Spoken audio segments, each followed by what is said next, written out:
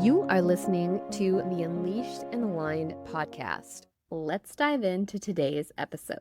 Welcome back to the Unleashed and Aligned podcast. I am here with Kate White. She's a trauma-aware embodiment guide, metaphysical artist, and founder of Body Odyssey, a sacred journey for visionary women ready to repattern their relationship with their bodies and reclaim them as portals of purpose and power. After decades as a teacher and principal, Kate found herself burnt out, disconnected from her body, and drowning in stories of shame.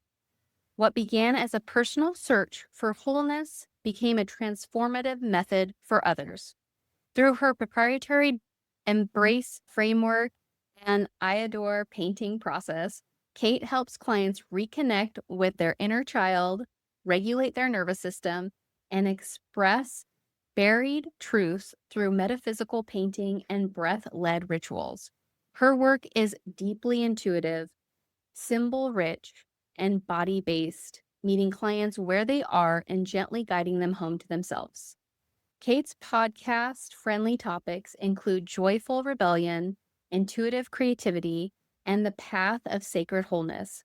Her free offering, Embrace Your Body Temple, is a creative sketchbook ritual to reconnect with the wisdom of the body and begin the repatterning process.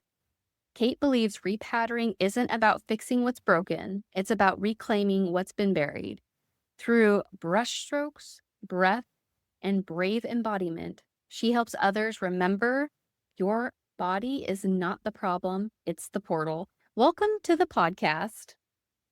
Thank you so much. It's so great to be here.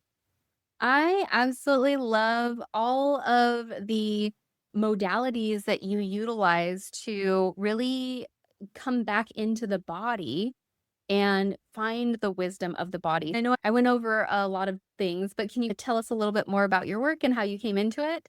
Yes, absolutely. So my journey began before I knew it was beginning. I was already on the path when I wasn't aware I was. In 2009, developed a blood clot in my brain. I developed another one in 2014, and I kept gaining weight. And my highest weight was over 300. I quit weighing after that point. And systems kept failing. My knees were in Mm. terrible shape. Obviously, carrying that weight was hard for it. My liver was not processing. I had a total hysterectomy, lost my gallbladder, lost my appendix, radiated my thyroid, and just it was this whole litany of things that just kept happening. I kept falling. I had an upper cervical condition where I would get dizzy and nearly pass out. And I was doing that as a principal.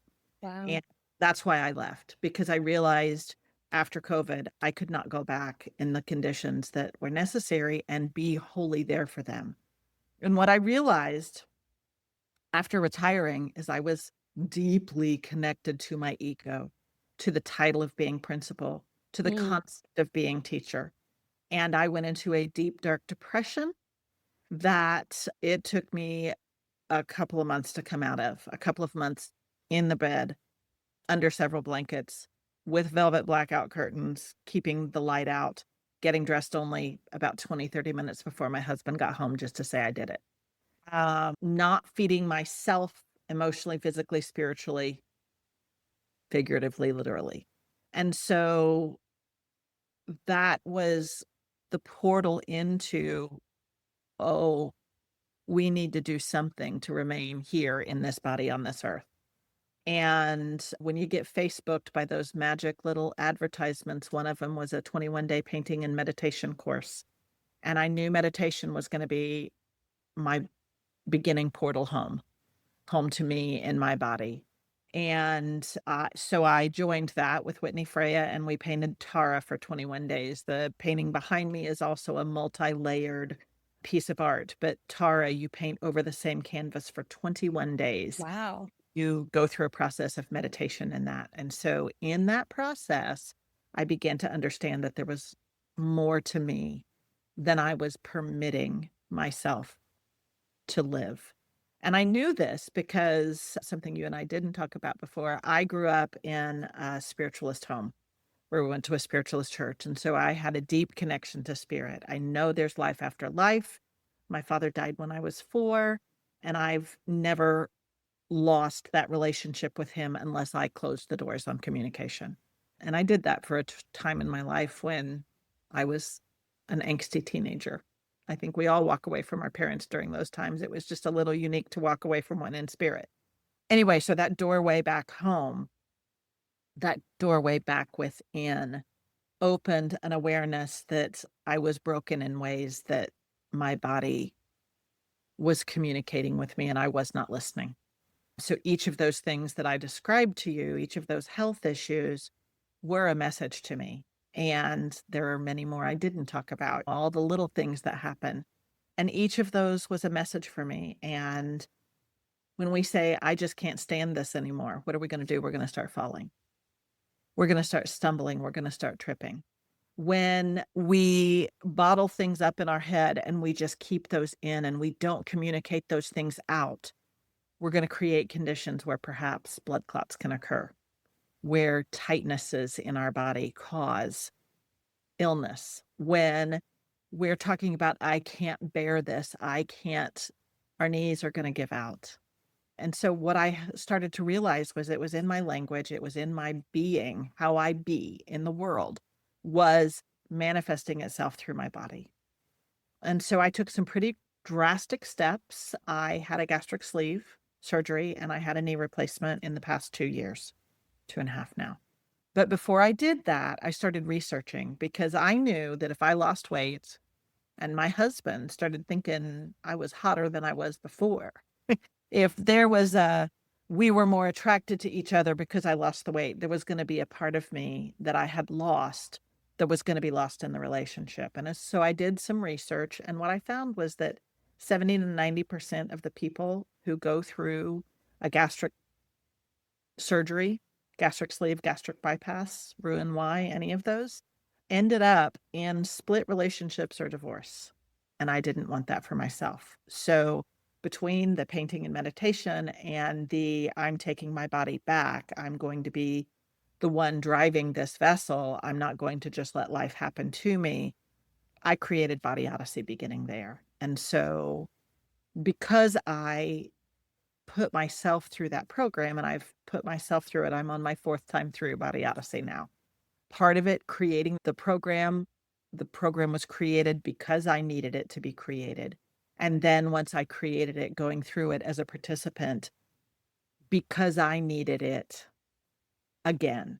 And I think it's one of those spiral things when we talk about the spiral and you go within on a journey and you can also travel outside and increase your awareness greater.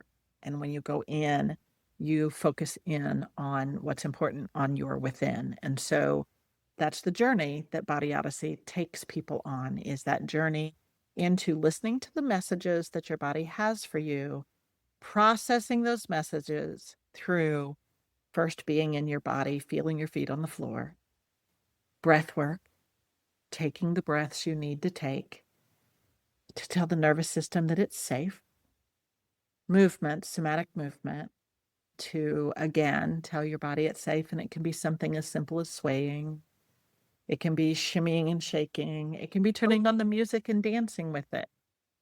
But it is there for you to really truly realign and reignite a relationship with your inner cheerleader, develop a creative practice, and then put that out into the world as an expression. So I went beyond what your question was there. Thank you for explaining that more. And I love that I said that you're on your fourth time on this journey because I think a lot of us think we're going to go inward, we're going to find some stuff, we're going to have more awareness, and then we're going to be past that. But there's always new things to discover. And so we're always going to go inward, find the stuff, go outward, explore that, and eventually go back inward. And I think that's just like the steps of a lifetime. I think that's It our is. evolvement. Think of a lotus, how a lotus starts as a little bud and then it flowers out into thousands of petals. And then when it's finished, it goes back within and creates the pod. and then the seeds fall and the journey begins again Mm. with that little bud and out. And that is our journey in life. And that's the mandala is like that. It's a lotus on the canvas. And it represents that journey within and without and in and out and around and through. And yeah, Yeah. it's just we're never finished with this journey in this one body temple we chose to live in this life. I wholly believe we are divine beings choosing to have a human experience, and we chose this body.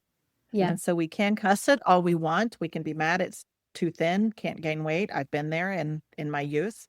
We can be mad that it's gaining weight too quickly, won't let it go. We can be mad that the knees hurt or the liver gave out or that we need to do something drastic. But truly, the body is here because we chose it. It's the car, it's the vehicle, it's the vessel we chose to live in this lifetime.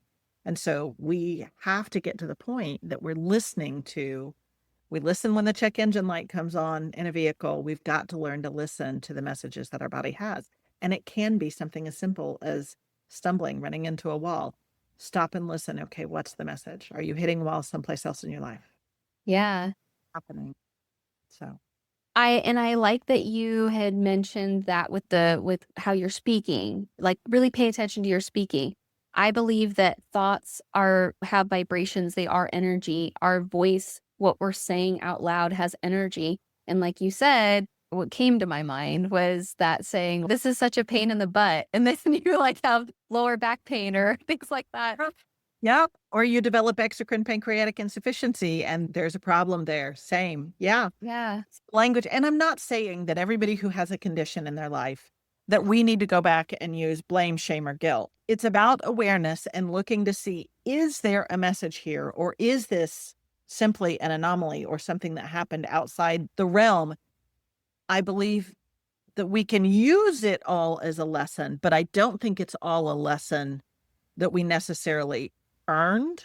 Someone who developed breast cancer, yes, it could be because they held something close to their heart. It also could be because their body, their genetics that they chose to inhabit in this body, their genetics were predisposed to that, and there were conditions that they lived around that they developed breast cancer. It has nothing to do with what they held in or what they held close to their chest or all of that. It's a question you can offer yourself, and if it's a no, then it's a no. A yes, then what can we release so that we release those toxins that we're holding? Because everything is energy, and if we're holding that energy in our body and holding it at that level you mentioned, vibration, at that frequency, there are frequencies of dis-ease that dis-ease creates in our body or is developed in our body. And so we want to make sure that we're living at a higher frequency. That doesn't mean things won't still happen, but Right. we use those things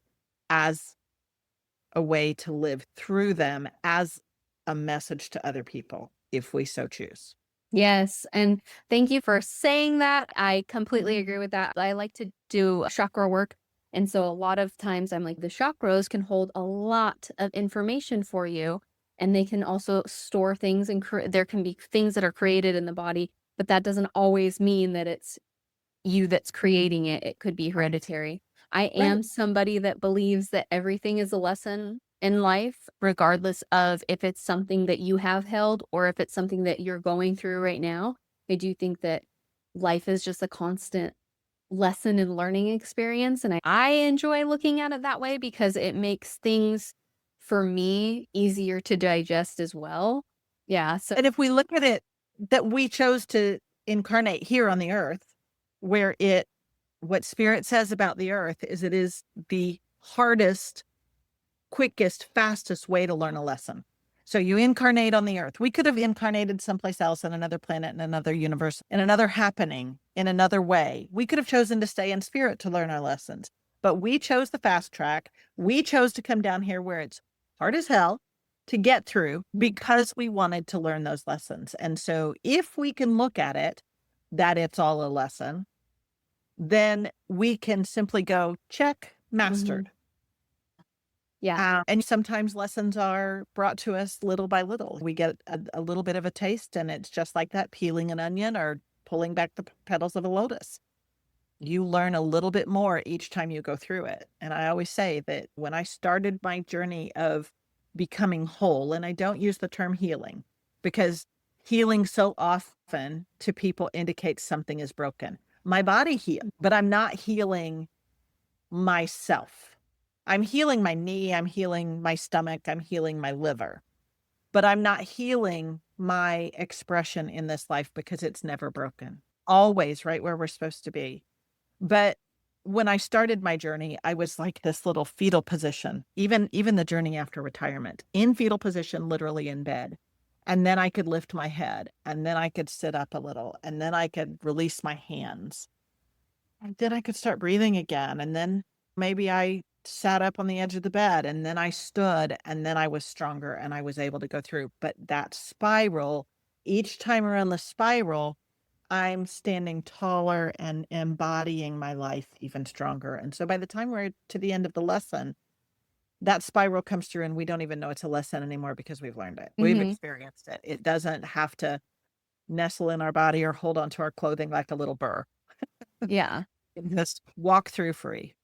Yes, I love that, and I like that you work with embodiment, and I feel that the body, and it sounds like you as well, is so wise, so capable, and when I've worked with clients that have said, "I can't lose weight, my body's this, my body's," and they shame their body so much, and it's hard for me because I'm just like, "You don't understand how amazing and capable your body is, and it's a machine that's going off of what is getting from you. It's what you're feeding it, and what you're and by feeding, exposing to it what you're thinking, what you're saying, and also what you're feeding, but it all comes full circle, and I think your work is brilliant, and I absolutely love the painting behind you. It's beautiful, and it's making me wanna take one of the classes.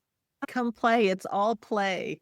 It's so much fun. And that's one of the things that people who haven't picked up a paintbrush in their life, I just let me own my own story. I was so afraid to pick up a paintbrush. When it said painting and meditation, I knew I could come in for the meditation part, but the painting part, I was like, I'll just watch the meditation part and I might try a little. Oh my gosh. When you're working with metaphysical painting, the symbols come to you and somehow the canvas speaks and tells you what it wants. And if you will just release and let your body, somehow whatever it wants comes out. Wow. And I haven't met a person who wasn't able to go, "Oh my gosh, I can paint. I can paint. I didn't know I could paint." And it's such a gift because the painting is part of the processing. What I've done with the R in my embrace process is reigniting, reawakening your relationship with your inner cheerleader. And so we experience our inner cheerleader together as a group in the course.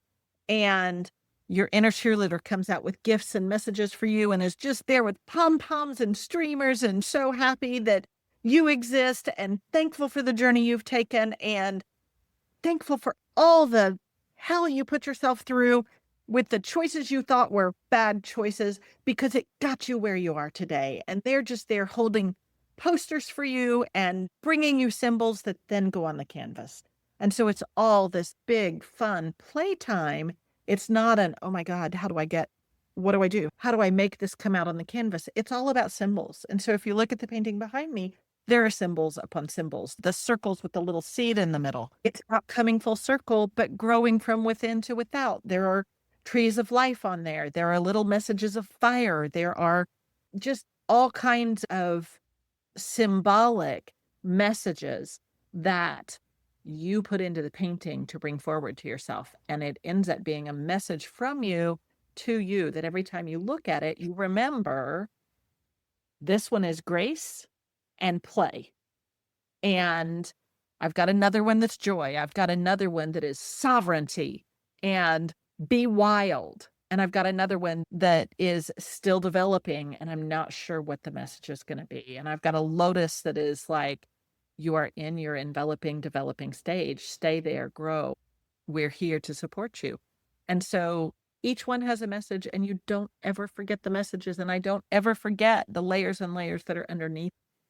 the final mandala there either. That you start with a layer of intentions. It's part of the I adore process. I love that. It's so amazing, and what is so cool about it is you have this beautiful painting that you can put up, because I just thought that was something that you bought at, like, a art thing, and I was like, "Wow, that's beautiful," and so you have this piece that you can speak to from your heart, this beautiful piece to put in your home and see every day, so how cool is that? The Post-it note on your mirror, it reminds you every time you see it. Yeah, yeah. So in your journey, when did you realize you were playing small or maybe holding yourself back? Yeah, that's interesting. So as a teacher, in those years, I really never felt that way. Mm. Raising my young children, I really never felt that way. It was when I got the big job and the big office with the big title that I felt like I was playing small. And I realized then, looking back over time, that I had been playing small all along. I just wasn't permitting myself to see it. And I really did not notice that until the first blood clot, which came 6 months into my first year as a principal. If you wanna take messages, my first day as a principal, the first day kindergartners came, first day my poor K through 5 kids came, we had a fire in the building, a literal fire in the boiler room, and we had to evacuate during kindergarten lunch. Oh my gosh. So, all of I said my whole life, "I'll never be a teacher, I'll never be a teacher, I'll never be a teacher," and what I end up doing for 30 years was being in education. I also said I'd never understand kindergartners, I'll never teach kindergarten, I'll never understand kindergarten, and that day I had to embody understanding what a kindergartner needed when they were ripped away from their parents, first of all, many of them for the first time ever, and then ripped away from their lunch, which was what they know about life, right? Some of them brought their own special lunch, and then being outside for 2 hours while the fire department comes and what's the symbolic message of a fire on your first day as a principal? It's probably gonna be a pretty fiery relationship you have. And so, it was a trial by fire and learning in that time that I was not living up to my full potential, and it took the second blood clot 5 years later for me to actually get it. So 2014, so 11 years ago, I really realized that for all those years of my life, 47, had been playing small and had not been living whole.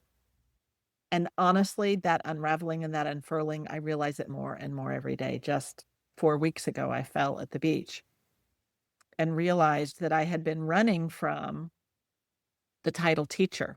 And I wanted to run and say, I'm an artist, I'm an artist, I'm an artist, I'm a coach, I'm a coach, but teacher, I didn't want to say teacher, but I am a teacher and I am always going to be a teacher.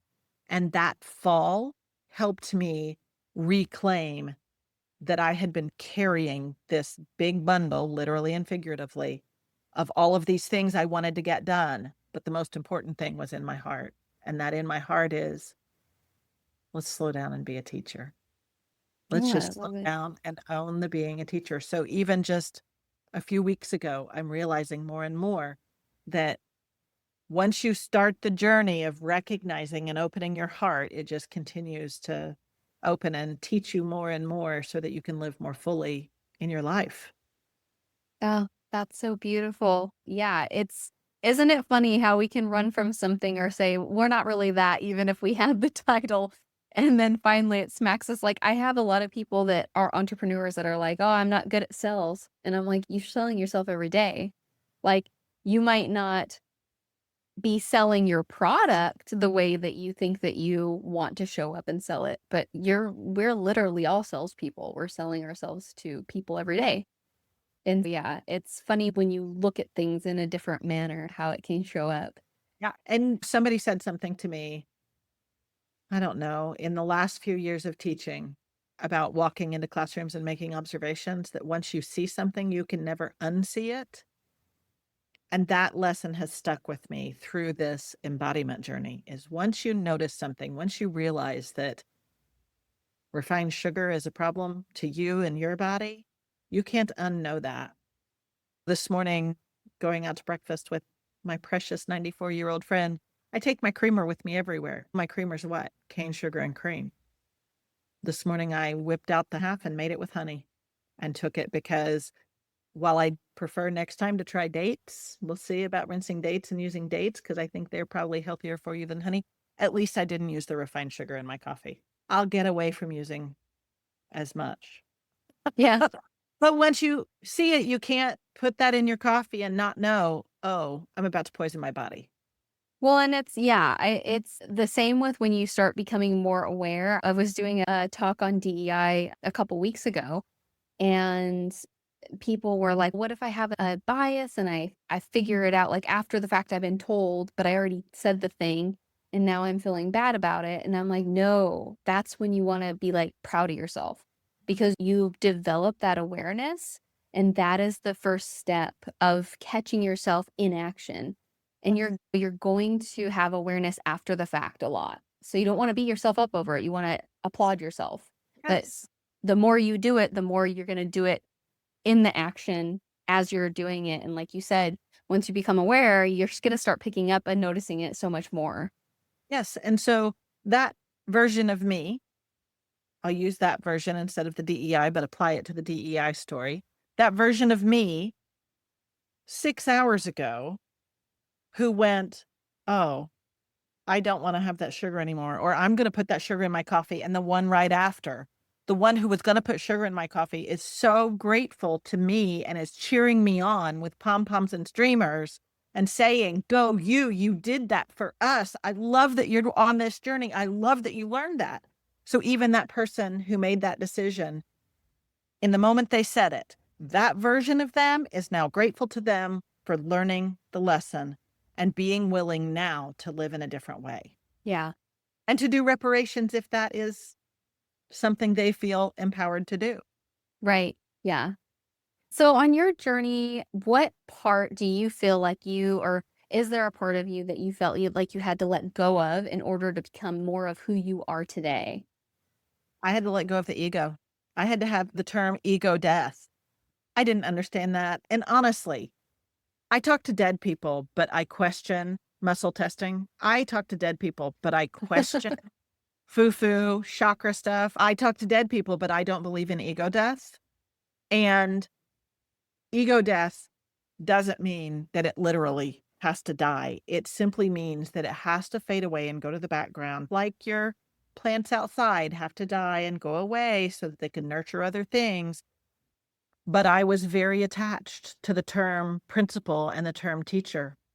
I was very attached to being the one who had all the answers. I was very attached to being the one when I fell down the steps a few weeks ago, to being the one who was carrying down everybody's lunches, to the one who provides. And so I'm continually on that journey of letting go old pattern that doesn't serve me anymore.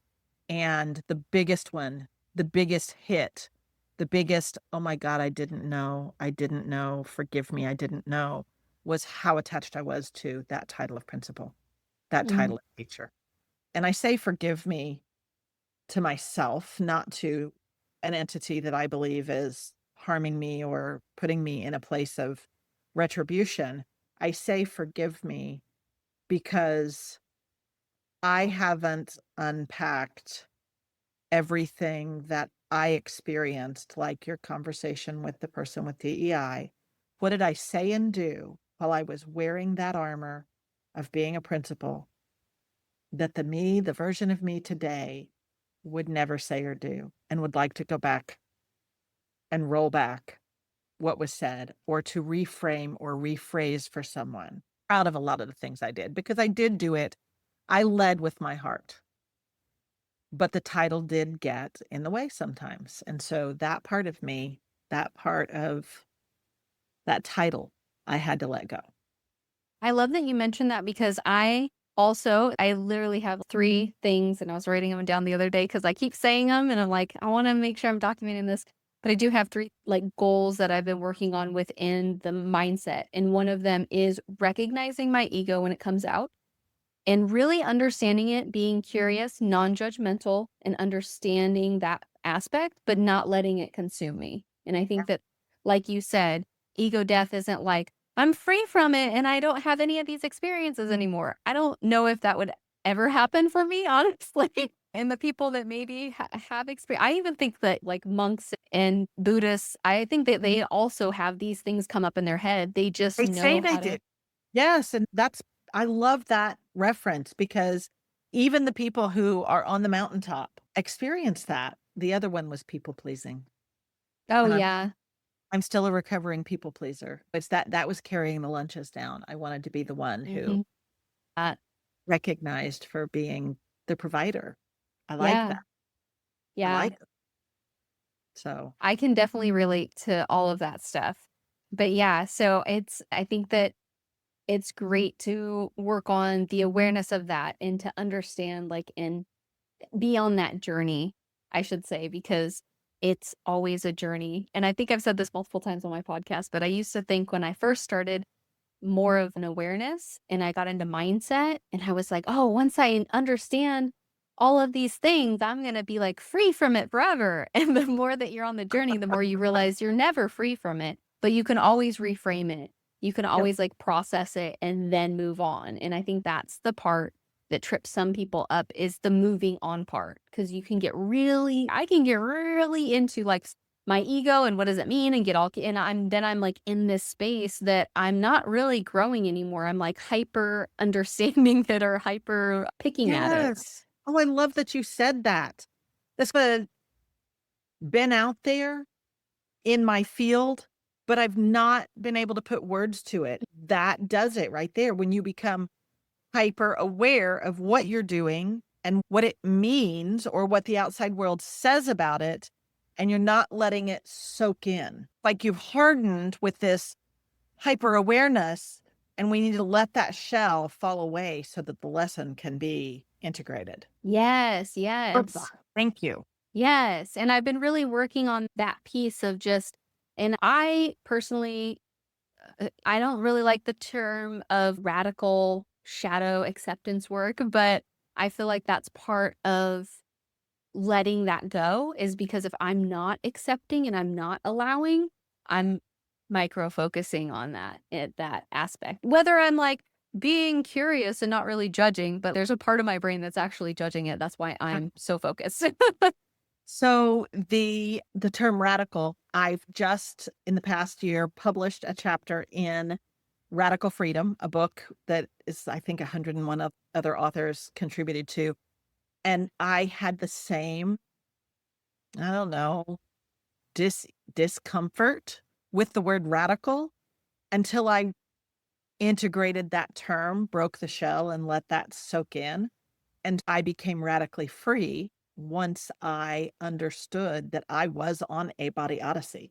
And then we just are about to release the next book, Radical Courage.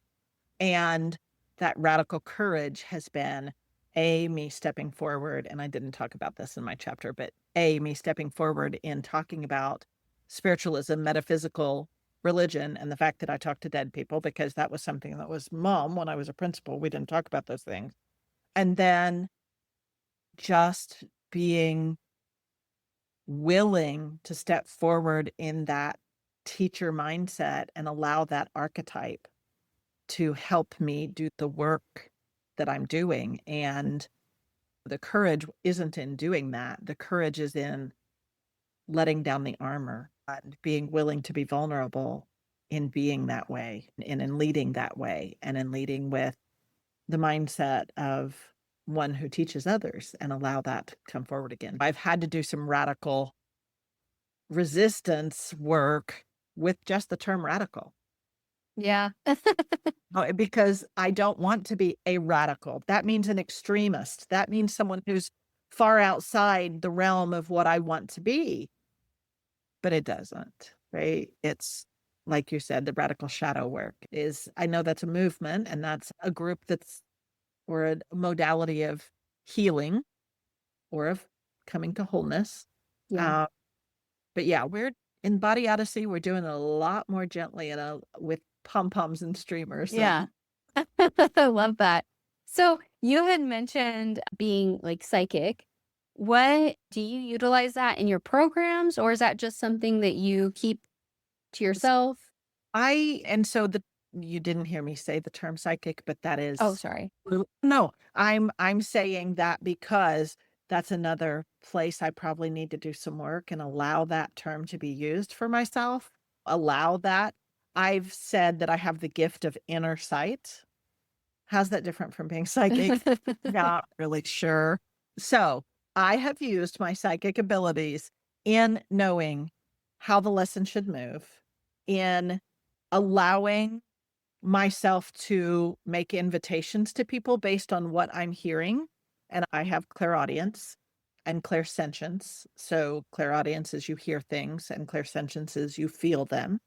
And so I get a feeling in here about things, and I'll just say them and allow them to come out. And sometimes they land, and sometimes they land where I knew they were going to land because I got that push or pull. And sometimes they land on a completely different person. Somebody else picks it up and says it. And so I know that it's going to land. I don't always know specifically where. And so I do, yes, use it in my one-on-ones with people. I use it in our group coaching, and I use it after I've had the initial course, the initial class. Each course, each time I go through it, it changes and shifts a little bit, but we're using the same foundation each time we go through it. When I design the course, I design it with the group in mind, both with what I know teaching wise needs to be designed, but what I know spirit has said about this group of people and where they need to grow. Yes, that's part of it, but I won't ever put that in the advertisement because I just don't know how it's going to come out. I don't know how it's going to manifest itself, but I know Yeah. it's there. Oh. That's a gift that is developing as well. Oh, I love it. I do Reiki as well.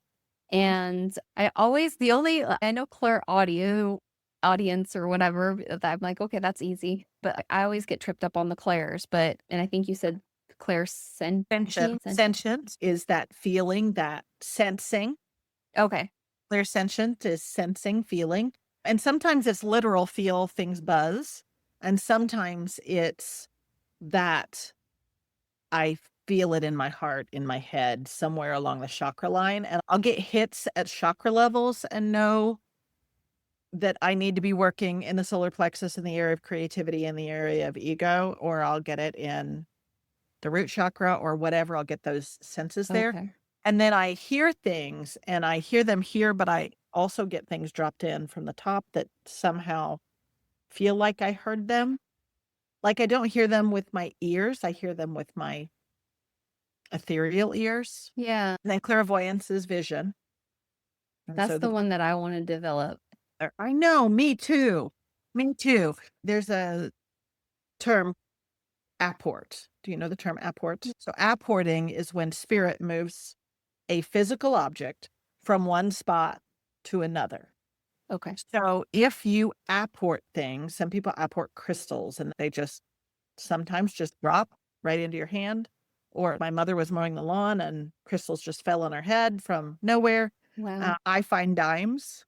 So I believe those are apported because I walk a space in my home and there was no dime there. And I pass it again 2 hours later. Nobody else is in the house with me, and there's a dime there now. And so I use that apport as a message as well. It's when I find dimes, I know that my father's with me, and he's telling me I'm on the right path. I found a little play dime, just a plastic play dime in the hallway when I was dropping my students off to gym and I was rushing to go interview to be a principal. I found a play dime on the floor before I left. I take it. I Yeah. keep it. It's in my miracle jar. That's just another it's not a clair, but it's a you manifest things and they use your energy to move the things from one place to another. So if you're someone who finds dimes, their spirit is doing that with your energy. Oh, that's awesome. Yeah. I can feel things in my body when I'm doing the Reiki. I usually can grab that person's energy pretty quickly and understand what's going on, like, emotionally. And Beautiful. then I've had it where I can, like, see words in my head. Like they'll just pop in. Yes. But yeah, So you're the saying that's a clairvoyant thing. That's not how things go. And things are never so when you see those words, like if I get the feeling or the thought of a mint plant, I see a mint plant or I smell mint. I don't know what clear, that's a clear too, but I don't know the term. Anyway, if I smell mint or I see a picture of a mint leaf, I'm going to look at what does mint mean in my life. I'm not going to look at what does the greater world think mint is because spirit is talking to me personally. And so when you see those words, look for what those words mean to you to help determine the message, to determine how to say. So if I saw mint or smelled mint, I might say to someone, I'm getting the sense of a mint plant, and a mint plant to me means refreshing. It means new growth. It means persistence because you can't kill a mint plant when it's grown outside. It's you pull it, it's back the next year. So that persistence. So I might look for where does the feeling of is it refreshing? Is it new growth? Is it persistence? In my gut then, or in my solar plexus, and go with that. So a mint plant to me, one of its meanings to me is perseverance. And I really think maybe there's something coming up that you might think you're going to pull out of, but I think spirit's asking you to stick with it, to persevere, to go with it, and turning that into a message based on what your experience with mint is. Somebody else might say, that it's a menthol cigarette or a, yeah. candy or whatever their experience is, but mine is with the plant itself. So anyway, that was a Yeah. tangent. Sorry. Yeah. No, I love it. I think that's awesome. And that is how I usually when I'm doing Reiki, that when I get words, it's actually says like spleen or something like that. So it's Yeah. actually like a body part that I usually Yes. see in my head. Yes. But when I understand what you're saying, because when I pick up stuff on emotionally or physically in my body, I am relating it to how I think it feels. And then I'll express it to them and say, if it means something different to you, that could be different, Right. but this is how I'm interpreting it. So I love that you mentioned that, especially when people maybe think that they're unsure of what they're picking up or what they're getting. So I think that's a good elaboration for the listeners. So, what advice would you give to somebody that's maybe on this journey of coming in and developing more of their growth or understanding, like, hey, I've been playing small? Is there some bit of advice that you give to somebody that's just like tipping that? I feel like when you're in that part, you're like, oh, wow, I could. But then there's that other part of your brain, that ego part that's, are you sure? Here. And so often when we don't do things in life, when we have an opportunity before us and we close the door on that opportunity, we're often closing off a part of ourselves that is feeling fear. And so my advice would be for someone to understand that there are only two real energetic feelings in the world, and one is fear and one is love. You can classify anger, grief, doubt, all as fear. You can classify joy, enthusiasm as love. So really it comes down to two things. And I would recommend that someone who's in that space of having been fearful ask, what would love say? What would love do? How would love respond to this? And allow that feeling, oh, I've got chills. Allow that feeling to well up from whatever part of your chakra system, from your body, from your past, from generations past, from generations forward. What would the generations forward look at? How would they see this having been dealt with as love? What would that look like? And then step into love. Oh, such great advice. That And was that was channeled through. That was not something that I would have said an hour. Yes, I believe that, but that was channeled through for this experience. I love that because I love that it's not a complicated answer. And you can maybe make it complicated, but really when you look at it in that simplistic like way of how would love show up in this space? What would love do? What would love say? Wherever you're at in whatever thing that you're facing. I think that is amazing advice, and it is something that everybody can do right now. So when you're feeling disconnected or maybe not in the best spirits, what do you do to realign? The first thing I do is head to the canvas because I know that my creative practice involves the canvas. It involves me getting things out in a positive way. And so the first layer of any canvas is always your intentions, it's always your positives. The second layer is the layer of alchemy. And what I do to alchemize is I let all the negative out on a piece of paper. I don't put it on my canvas in writing because I can still see the words that are Mhm. behind my canvas in my mind. I never want that to be what I use. So I dump that out onto a piece of paper and then I alchemize it. I either burn it, I wet it down, I tear it into pieces, and then it goes onto the canvas after I've gone through a process of understanding that those obstacles, I look for one on there, one on the list that I've already overcome because there's always something that pops out. All the fear comes out on the paper. The fear of not being liked, the fear of not being received well, the fear of not performing well, the fear of not enough time, not enough money, whatever. I know that I have performed well in a role here. I know I was a great teacher. So I can borrow my success from that and apply it to all of those others because I did it for this. I know I can do it for all of these things too. Then I burn it and then it goes on the canvas because I have the power behind it. And then I start with the disruption layer where I just get on and this area here is disruption, where I Mhm. just got on and got rid of the white canvas. I just put paint on the canvas in all kinds of crazy ways to just get over the fear of a white canvas because a white canvas can be scary. And then I look for a symbol, and there's always a symbol that comes through, whether it's from spirit, whether it's from my inner knowing, whether it's from a cheerleader that spoke to me, one of my inner cheerleaders, my 7-year-old cheerleader, or my 14-year-old cheerleader, or my 57-year-old cheerleader, or my 58-year-old cheerleader. There's always a message, and then that symbol goes onto the canvas, and that is a release, that is a body release that I can do inside of 45 minutes. And I can do it faster, I can do it a heck of a lot faster if I'm not painting the symbol out, if I just capture the symbol.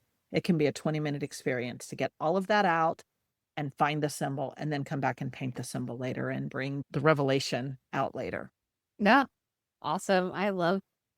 You're making me wanna paint so much. This is awesome. I will play with you. We can play and you can get a feel for it, and so that is I'm so grateful to Whitney Freya for opening the door to me to this practice. And then, recognizing that I had something that maybe the world might want to hear in Body Odyssey because it's really helped me understand that the creative practice is where it's at. Mhm. Yes, all of the other stuff is essential for repatterning your brain, for creating new neural pathways, for actually impacting your own life and making change for yourself. But the I adore process can be a 20-minute process. That creative practice is there for me. And often I will future cast. I will become my 63-year-old self and tell myself today what I'm grateful for, because then I'm future casting that out and I know that I'm going to get there because it's already planted. It's a seed I planted in the future. Yeah. Beautiful. So what does unleashed and aligned mean to you personally? I love that term. When I heard it, I was just like, "Oh my gosh, that is so beautiful.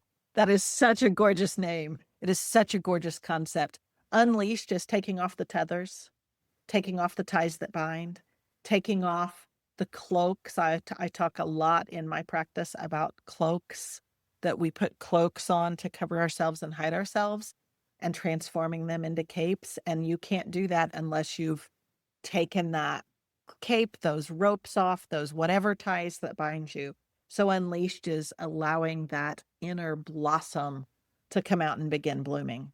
And then aligned, oh my gosh, alignment is the A in embrace. And aligned for me is as within, so without, as above, so below, mind, body, and spirit all doing the same thing and headed in the same direction instead of the times in my life, and I'm sure in yours too, and your listeners, where our mind's one place, our body's another, and our spirit is a completely different place. And we've created this triangulation that is these are tuning forks that are not of the same frequency. We're not operating the same frequency with Mhm. this thing. So alignment is coming to that same frequency together and with your mind, body, and spirit. I love the way you said And, that. and with Amazing. your community. And with your community, right? You and I being aligned in thought. That's part of it is existing at the same frequency. Yes, yes. Kate, this has been so amazing. If there's any last things that you maybe want the listeners to know or share, feel free, whatever you're led to say before. Right. I do have a gift for your listeners, if that's okay to offer. Yeah. All right. That is going to be at podcast.eversokate.com, and I'll send you that link so you can share that with them. But that is just a gift that I offer to your podcast listener. It's to embrace their lives, and it's just a little sketchbook kind of experience. But basically, my closing would be I don't teach people how to paint. I teach them how to listen to their bodies through paint and that you're not broken. Your body's not broken. Your body is a sacred oracle. It is a sacred truth teller. And it's always been whispering to you, and it will continue to do. Sometimes it screams, but it's always whispering to you, and just developing a practice where you learn to listen to your body is really a gift that you can give yourself, whatever method you choose to use. But just to understand that this body is not an enemy and it's not a savior. It's a vessel and a vehicle, and it's a beautiful temple that we chose to live in. And just, if I can empower people to just do that from listening to this, just to start listening to the messages that come to you, that in itself will change your life. No, I could not agree more. I feel like we're so aligned with the way we, coach and teach people and what we're trying to get out into the world. And I absolutely love the way you do it. It sounds amazing. Thank you so much for the gift for the listeners. And we will see you back on the podcast. All right. Thank All you right. so much. Thank you. Hey, if you're craving a space that expands your awareness, sinks you deeper into love, and holds you as you move through stuck emotions, come join me inside my Unleashed and Aligned community. You do not have to do this work alone. This community is here to support you. And as always, don't forget to like, subscribe, and share this episode with a friend who needs it. And leave a review so that we can connect with more people to develop our mind, body, and spirit.